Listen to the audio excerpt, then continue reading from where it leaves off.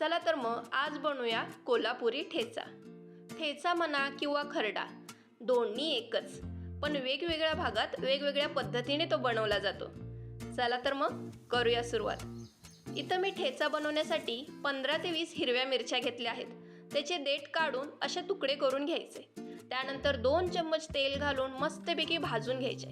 अगदी लालसर होईपर्यंत मिरच्या भाजायच्या, तरच त्याला चव खूप छान येते. चपाती किंवा भाकरी करून झाली का त्याच तव्यात मिरच्या खालवर करून घ्यायच्या, म्हणजे आपलं काम अगदी सोयीस्कर होतं. हो, पण मिरच्या भाजताना ह्याचा खाड खरभर होतो बरं का. आता त्यानंतर या भाजलेल्या मिरच्या एका प्लेटेत काढून घ्यायच्या.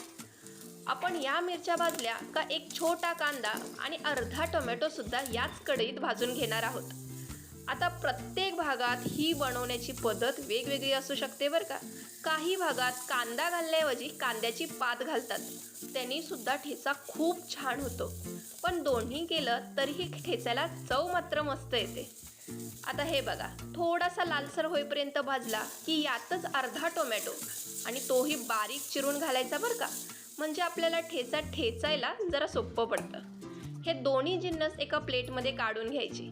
आता मी बरेच दिवस माझा खलबत्ता वापरला नव्हता, म्हणजे मी ठेचाच केला नव्हता, त्यामुळे मी तो स्वच्छ धुवून घेतला आहे.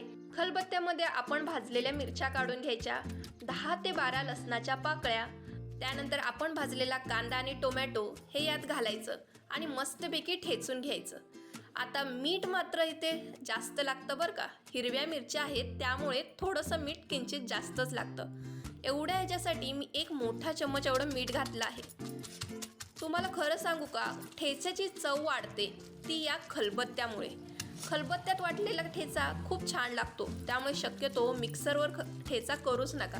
आणि तुमच्याकडे खलबत्ता नसेल तर ज्या कढईत ज्या तव्यामध्ये तुम्ही मिरच्या भाजल्या ना, त्यातच लसूण घालायचा आणि कांदा टोमॅटो घालून वरती तांब्याने किंवा एखाद्या पेल्याने तो छानपैकी ठेचून घ्यायचा. तसाही ठेचा खूप छान होतो. हे बघा, असा दाटसर आणि मोठाच ठेचा ठेवायचा. तयार आहे आपला ठेचा. गरम गरम भाकरीसोबत हा ठेचा खायला अप्रतिम लागतो.